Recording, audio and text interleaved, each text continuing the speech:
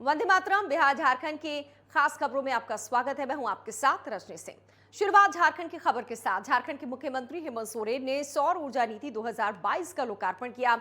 मौके पर मुख्यमंत्री ने किसान सोलर वाटर पंप सेट योजना, कुसुम वेब पोर्टल धनबाद और दुमका में 600 केवी के सोलर प्लांट और गिरिडीह सोलर सिटी योजना के तहत घरेलू उपभोक्ताओं के लिए grid connected rooftop power plant परियोजना का ऑनलाइन उद्घाटन भी किया।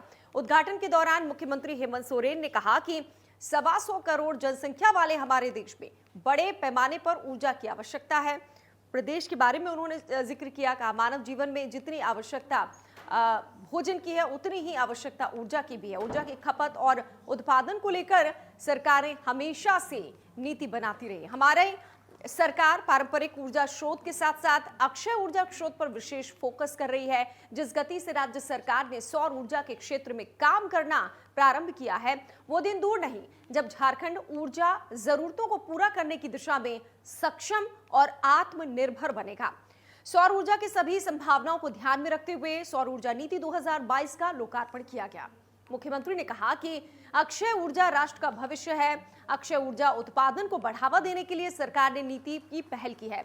सौर ऊर्जा नीति 2022 में कई महत्वपूर्ण प्रावधान किए गए हैं, जिसमें निवेशकों को प्रोत्साहन, single window system, payment security mechanism, छूट और सब्सिडायरी सहित कई सुविधाएं उपलब्ध करवाई जाएंगी। इस अवसर पर सौर ऊर्जा नीति 2022 पुस्तिका का लोकार्पण भी मुख्यमंत्री ने किया। होने वाले प्रदूषण से पर्यावरण में भी कई बदलाव हो रहे हैं। इसको लेकर अलग अलग तरीके से अलग अलग जगह इस पर काम किया जा रहा है और आज उसी कड़ी में हम लोग भी सौर ऊर्जा की तरफ आगे बढ़ने का हम लोगों ने संकल्प लिया है। इसको लेकर सरकार ने एक नीति आपके समक्ष रखी है और मुझे उम्मीद है कि नीति आप सबको या यहाँ पर जो भी इस क्षेत्र में आगे आना चाहते हैं उनको पसंद आएगा।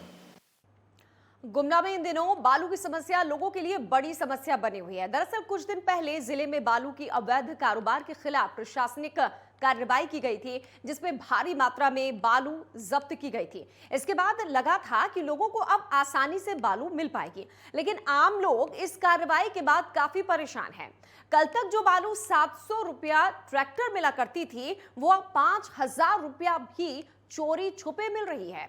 स्थानीय लोगों ने कहा है कि प्रशासनिक कार्रवाई से आम परेशानियां हो रही हैं। लोगों की माने तो अभी भी रात के अंधेरे में बालू का कारोबार हो रहा है। गुमला से रांची रोड में रात के अंधेरे में काफी बालू के बड़े वाहनों को आवागमन की सूचना मिल रही है।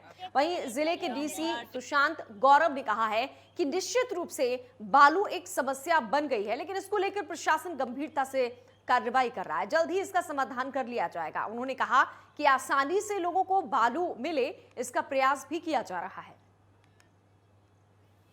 ये डेफिनेटली एक ऐसा समस्या है जिससे कि सभी लोग जूझ रहे हैं और ये इसका समाधान भी धीरे धीरे करके खोजा जा रहा है। हमारे यहाँ स्टॉकिस्ट की संख्या है, उसका जो विवरण है वो सभी के बीच में सर्कुलेट किया जा चुका है, लेकिन चूँकि अवैध तरीके से भी चल रहा था तो लोग उतने शायद जागरूक नहीं थे, या जो जागरूक थे वो ले रहे थे। हम जिस मुद्दे को उठाने जा रहे हैं मामला बहुत सामान्य है, लेकिन आज के दिनों में पूरे स्टेट में लोगों के लिए परेशानी का विषय बना हुआ है।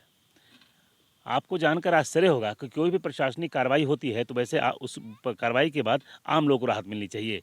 गुमला जिला में भी एक कार्रवाई की गई, जिसमें लगातार जो बालू का अवैध धंधा यहाँ फल फूल रहा था उसके खिलाफ ज़बरदस्त कार्रवाई की गई और भारी मात्रा में बालू को जब्त किया गया। प्रशासन का स्पष्ट कहना था कि यहाँ पर अवैध रूप से बालू का उठाव हो रहा है, जिससे कहीं ना कहीं प्रकृति को नुकसान हो रहा है, राजस्व को नुकसान हो रहा है। उसके बाद भारी मात्रा में बालू को लाकर इस बाजार समिति परिसर में जब्त किया गया और यहाँ बालू रखा गया। जितना बालू रखा गया उसमें से अधिकांशतः बालू यहाँ से उठ चुका है। वो पता नहीं किसके आदेश से उठा, ये तो प्रशासनिक पदाधिकारी ही बता पाएंगे। लेकिन आपको जानकर आश्चर्य होगा, उस कार्रवाई के बाद गुमला जिला के हर एक व्यक्ति को लगभग परेशानी का सामना करना पड़ रहा है। या तो वो इंदिरा आवास बनाने वाला लोग हो, या पीएम आवास बनाने वाले लोग हों, या फिर अपना घर बनाने वाले लोग हों। सभी को कल तक जो बालू 700 से 800 रुपये ट्रैक्टर मिल जाया करता था, आज वो 4 से 5 हज़ार रुपये ट्रैक्टर भी नहीं मिल पा रहा है। प्रशासनिक दबिश जो बनी है उसका सीधा प्रभाव आम व्यक्ति पर पड़ता दिख रहा है। आम व्यक्ति पूरी तरह से परेशान है, लेकिन बालू का जो अवैध धंधा है वो बंद नहीं हो पाया है। अभी भी जो सूचनाएं मिल रही है वो अभी भी बालू का अवैध धंधा लगातार चल रहा है। रात के अंधेरे में बालू का धंधा चलता है और लगातार आप अगर देखेंगे तो गुमला जिला की जो विभिन्न नदियां हैं वहां से लगातार अवैध रूप से बालू का उठाव हो रहा है। तो सवाल यहाँ ये पैदा होता है, प्रशासनिक दबिश जो होती है वो आम लोगों को राहत देने के लिए होती है कि आम लोगों को परेशान करने के लिए होती है, ये समझ पाना मुश्किल है। ऐसे में प्रशासन को ये देखना चाहिए कि उनके द्वारा किए गए कार्रवाई के बाद कम से कम वही ज़रूरतमंद लोग जो अपना 1-2 घर बनाना चाहते हैं, छोटा सा कंस्ट्रक्शन करना चाहते हैं, उन्हें बालू मिल सके। इसके साथ ही साथ विकास योजनाएं भी पूरी तरह से प्रभावित हुई है। जब बालू नहीं मिल पाएगा तो आखिर में विकास का कार्य कैसे हो पाएगा? तो प्रशासन और सरकार को ये सोचने की आवश्यकता है कि जो दबिश बनाई जाती है वो मेन स्ट्रीम में रहने वाले लोगों को अगर परेशानी होगी तो ऐसी कार्रवाई का क्या फ़ायदा। हालांकि जिले के उपायुक्त ने स्पष्ट कहा है कि एक ऐसा रेगुलेशन बनाना चाहते हैं, ऐसे सिस्टम बनाना चाहते हैं जिसके बाद नियम तरीके से लोगों को बालू आसानी से मिल पाएगा और वही वाहन उसमें चलेंगे जो कहीं ना कहीं सरकारी जो सूची है उसमें शामिल होंगे। उन्हीं वाहनों से बालू की ढुलाई होगी, अन्य वाहनों से बालू की ढुलाई नहीं होगी और आसानी लोगों को बालू मिल पाएगा। लेकिन वो व्यवस्था कब लागू हो पाती है ये तो भगवान ही मालिक है। लेकिन इतना तो तय है कि प्रशासनिक कार्रवाई के बाद आम लोग परेशान हैं और बालू माफिया कहीं ना कहीं अपने धंधे को चोरी छुपे आज भी कर रहे हैं और उनका लाखों का फायदा उठा रहे हैं और जिससे प्रशासन को नुकसान हो रहा है, सरकार को नुकसान हो रहा है और प्रकृति को तो सीधा नुकसान हो रहा है।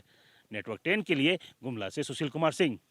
तो प्रशासनिक कार्रवाई से जनता को राहत की जगह आफत खड़ी हो गई है। अगली खबर भी गुमला से ही है। गुमला जिला अंतर्गत पिछले महीने डीसी के निर्देश पर स्वास्थ्य विभाग के 20 पदों समेत एएनएम और जीएनएम पद के रिक्त पदों के लिए नियुक्ति की गई। इसका नियुक्ति पत्र वितरण भी किया गया, जिसे आरक्षण रोस्टर का पालन नहीं किया गया, जिसका विरोध करते हुए शहर में रैली निकाली गई और अभ्यर्थियों ने हाथ में तख्ती लेकर नारे लगाते हुए सीएस कार्यालय का घेराव किया। इसके बाद सिविल सर्जन राजू कश्यप को ज्ञापन सौंपा गया, जिसमें नियुक्ति प्रक्रिया रद्द करने की मांग की गई। जो चयन प्रक्रिया हुई थी, चयन का जो एग्ज़ाम हुआ था उसका रिजल्ट आ गया है और इसी के विरोध में ये लोग आए थे मेरे पास। एएनएम, जीएनएम, बीडीएम और टोटल 20 पदों पे जो स्वास्थ्य विभाग की नियुक्तियाँ हुई हैं उसके लिए इन लोगों का कहना है कि ये नियुक्ति ठीक ढंग से नहीं की गई है, पारदर्शिता नहीं बरती गई है।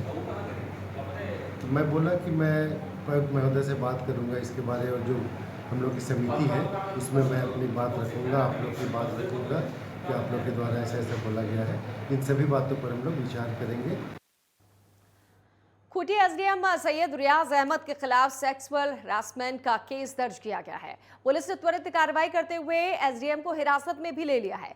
दरअसल मामला 2 जुलाई का है। जानकारी के अनुसार पीड़िता खूंटी के बाहर हिमाचल प्रदेश की है, जो कि आईआईटी की छात्रा है और इंटर्नशिप के लिए खूंटी आई हुई थी। सूत्रों से मिली जानकारी के अनुसार 1 जुलाई को एसडीएम ने रात को सभी छात्र छात्राओं को पार्टी दी और शराब पिलाई। पार्टी खत्म होने के बाद 1-2 छात्राएं वहां पर थीं। इस दौरान पीड़िता को भी शराब पिलाई गई। एसडीएम ने छेड़खानी करने की कोशिश की। एसपी अमन कुमार ने बताया है कि मामला दर्ज होते ही पुलिस ने एसडीएम को हिरासत में लेकर पूछताछ शुरू कर दी है। वहीं पीड़िता को मेडिकल के लिए भेज दिया गया है। बता दें कि एमपी से 16 छात्र छात्राओं का ग्रुप खूंटी में इंटर्नशिप के लिए आया था। पीड़ित छात्रा भी इसी ग्रुप का हिस्सा थी।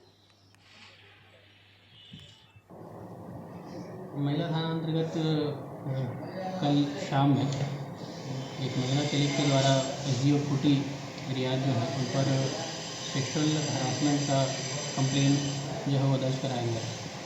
इस पर संज्ञान लेते हुए महिला थाना में 14/22 FIR जो है वो दर्ज किया गया है।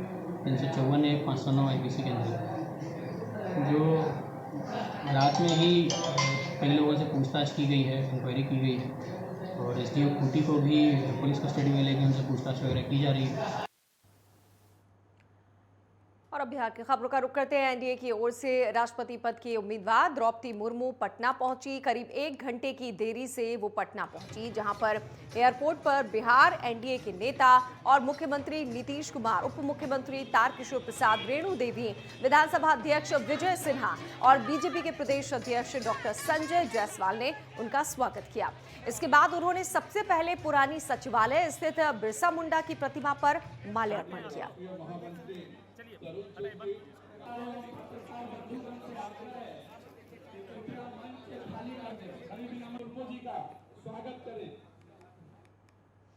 बिहार के गोपालगंज में हर साल बाढ़ की मार झेल रहे लोगों के लिए एक राहत भरी खबर है।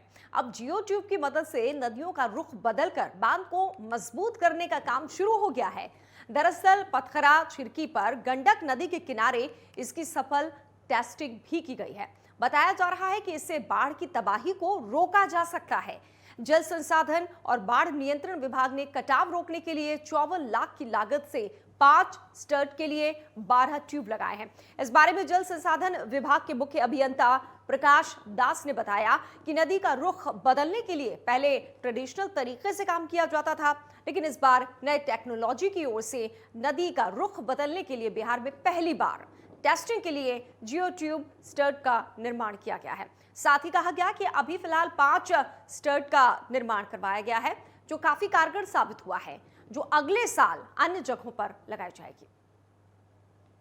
हम लोग फ्लड प्रोटेक्शन वर्क हर एक साल ट्रेडिशनल करा रहे हैं और ट्रेडिशनल से हट करके इस बार माननीय मंत्री और सचिव महोदय के आदेश में न्यू टेक्नोलॉजी के हिसाब से हम लोग इसको जियो ट्यूब से करा रहे हैं, स्टर बना रहे हैं, जो कि सेम है कि रिफ्लेक्ट पानी को रिफ्लेक्ट करना।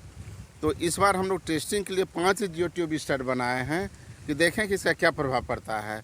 और प्रभाव इतना गुड इसका आ रहा है, अच्छा आ रहा है कि ये अगर लॉन्च भी करेगा तो लॉन्च ही करेगा, ये पीस व्हील में सिंक नहीं करेगा।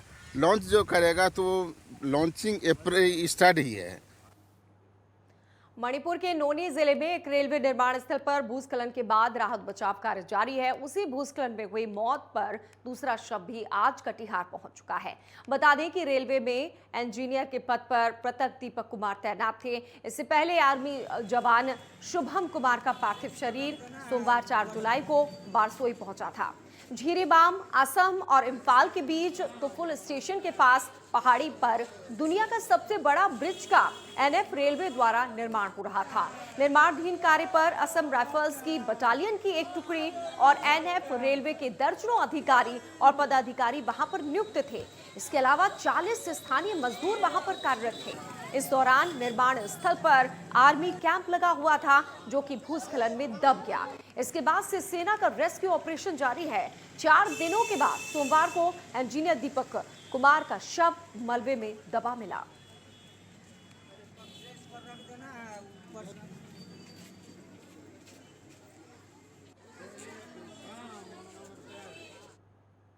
और फिलहाल यहां पर रुक रहे हैं एक छोटे से ब्रेक के लिए, लौटेंगे ब्रेक के बाद।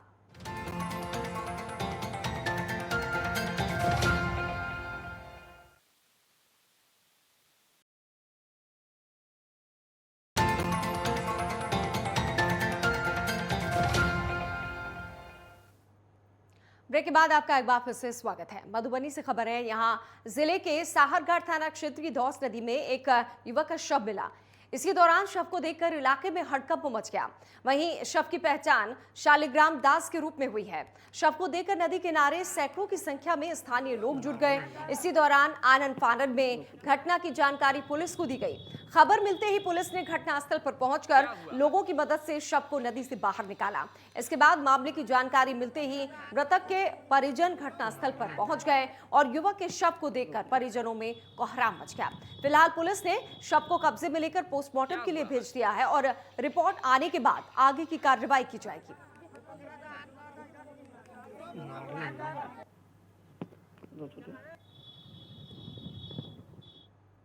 कटिहार के ललियाही मोहल्ले में सरेआम दबंगई का मामला सामने आया।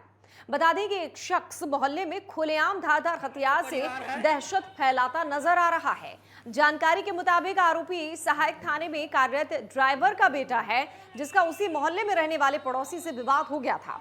दरअसल आरोपी ने अपने पिता के साथ पड़ोसी की जमकर पिटाई की थी, जिसका इलाज सदर अस्पताल में करवाया जा रहा था। इलाज सदर अस्पताल में कराया जा रहा था। पीड़ित के अस्पताल से लौटने के बाद थाने में कार्यरत ड्राइवर का बेटा इस विवाद को सड़क पर निपटाने के लिए घर से तलवार लेकर मोहल्ले में घंटों से भांजते रहा। बाद में थाना में कार्यरत ड्राइवर का बेटा इस विवाद को निपटाने की कोशिश, वहां पर जो लोग थे उन्होंने समझाने की भी कोशिश की। हालांकि फिलहाल पुलिस ने इन पर अब तक कोई कार्रवाई नहीं की है। विवाद ये था, मिस्त्री के बात में झगड़ा हुआ, वो घर का मैटर ले लिया। जमीन विवाद था क्या? हाँ, मेरा भाई का जमीन था, वो उसको 2.5 फीट दिया है। उसी के बाद में विवाद हुआ। हमको बहुत मारा, मेरा भतीजा को देख लीजिए, इतना मारा कि उसका जो है नाक तोड़ दिया। पूर्व मंत्री नरेंद्र सिंह का पार्थिव शरीर सोमवार को उनके पैतृक गांव पकरी पहुंचा। पूर्व मंत्री के दिवंगत होने की सूचना के बाद गांव समेत इलाके भर के हजारों लोगों की भीड़ और उनके समर्थकों को पार्थिव शरीर के आने का इंतजार था। तब से लेकर अभी तक दिवंगत पूर्व मंत्री के घर पर लोगों का तांता लगा रहा। एम्बुलेंस से उनका पार्थिव शरीर गांव पहुंचा था। एम्बुलेंस के आते ही वीर नरेंद्र सिंह अमर रहे के नारों से आसमान गूंजने लगा। गांव की गलियों से पूर्व मंत्री का पार्थिव शरीर गुजरा तो लोगों की आंखों से आंसू निकल पड़े। पूर्व मंत्री के आखिरी दर्शन करने वालों की भारी भीड़ पकरी गांव में जुट गई। पूर्व केंद्रीय मंत्री अश्विनी कुमार चौबे, पूर्व राज्य व राज्यसभा सांसद आर.के. सिन्हा, वर्तमान झाझा विधायक दामोदर रावत, पूर्व विधायक रविंद्र यादव समेत कई अन्य राजनीतिक दलों के नेता और कार्यकर्ता गांव पहुंचे और पूर्व मंत्री के अंतिम दर्शन किए। जमुई में जीना झपटी, गोलीबारी और बाइक चोरी के मामले का पुलिस ने पर्दाफाश किया है। मामले में अलग अलग जगहों से आधा दर्जन आरोपियों को गिरफ्तार किया गया है। साथ ही आरोपियों के पास से 2 लोडेड देसी पिस्टल, 4 जिंदा कारतूस, 3 मोबाइल, एक चोरी की बाइक के साथ घटना में इस्तेमाल होने वाली बाइक को बरामद किया गया है। सभी आरोपियों से गहन पूछताछ की जा रही है। साथ ही आपराधिक इतिहास भी खंगाला जा रहा है। दिनांक 5 जुलाई 2022 को गुप्त सूचना प्राप्त हुई कि ग्राम मोदी के अनाज गोदाम के बगल में 5 अपराधकर्मी हथियार से लैस होकर एकत्रित होकर डकैती की योजना बना रहे हैं। उक्त सूचना के आलोक में चंदन कुमार SHO जमुई के नेतृत्व में भुवनी रविंद्र प्रसाद, सशस्त्र बल व DIU शाखा के पदाधिकारी, सब इंस्पेक्टर विजय कुमार व सिपाहियों की एक टीम गठित की गई। उक्त सूचना के आलोक में गठित टीम द्वारा त्वरित कार्रवाई करते हुए ग्राम इंते में बालेश्वर मोदी के अनाज के गोदाम के बगल में खाली मैदान में छापेमारी किया गया। बिहार में ईंट निर्माता संघ और राष्ट्रीय कार्यकारिणी की बैठक इंडो नेपाल सीमा पर स्थित वाल्मीकि नगर के वन एवं पर्यावरण विभाग के सभागार में हुई। बैठक में भारत सरकार के GST काउंसिल में ईंट निर्माताओं के उत्पादित वस्तुएं लाल ईंट पर बिना इनपुट के 5% और अन्य इनपुट पर 12% GST लगा दिया गया है। जबकि कोल मूल्य, डीजल, मिट्टी मूल्य काफी उच्च दर की बढ़ोतरी से संचालक परेशान हैं। ईंट निर्माताओं ने वाल्मीकि नगर से हुंकार भरते हुए चेतावनी दी है कि यदि सरकार GST दर पूर्ववत नहीं लागू करती है तो भट्टा संचालक और ईंट निर्माता निर्माण कार्य रोक देंगे, जिससे करोड़ों मजदूर बेरोजगार हो सकते हैं। ईंट भट्टा संचालकों का कहना है कि कोरोना काल में उनकी कमर टूट चुकी है। दूसरी तरफ कोयला भी महंगा हो गया है और पर्याप्त मात्रा में नहीं मिल पाता है। ऐसे में सरकार उनके साथ GST बढ़ोतरी कर मनमानी और ज्यादती कर रही है।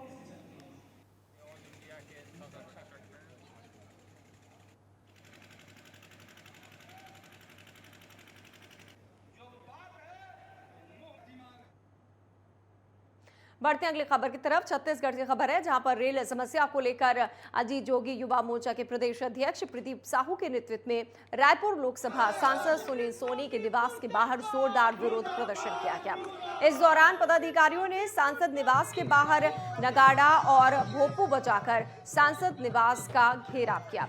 इस दौरान प्रतीकात्मक रूप से रेलवे टीटी और परेशान यात्रियों की समस्या से निजात दिलाने की मांग की गई। परेशान यात्रियों ने सांसद सुनील सोनी के डीजी सचिव को रायपुर से दिल्ली तक टिकट भी भेंट किया और रेल समस्या को समाप्त करने की मांग की।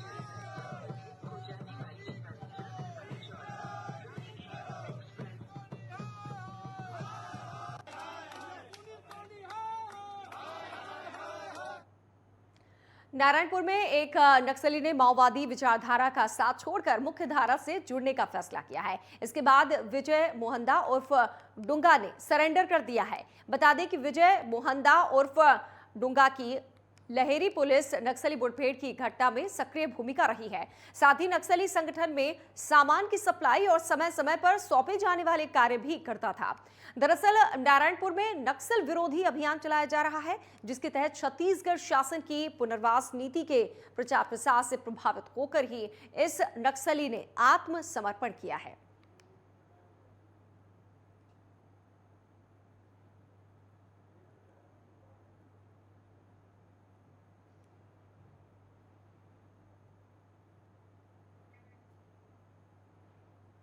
बिलासपुर की सकरी और सरकंडा क्षेत्र में चेन स्नैचिंग की घटना को अंजाम देने वाले 2 आरोपियों को पुलिस ने गिरफ्तार कर लिया है।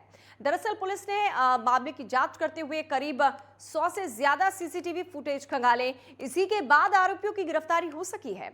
आरोपियों के पास से एक सोने का मंगलसूत्र, एक सोने की चेन और घटना में इस्तेमाल की गई बिना नंबर प्लेट की बाइक को जब्त कर लिया गया है। साथ ही एक फोन भी बरामद हुआ है।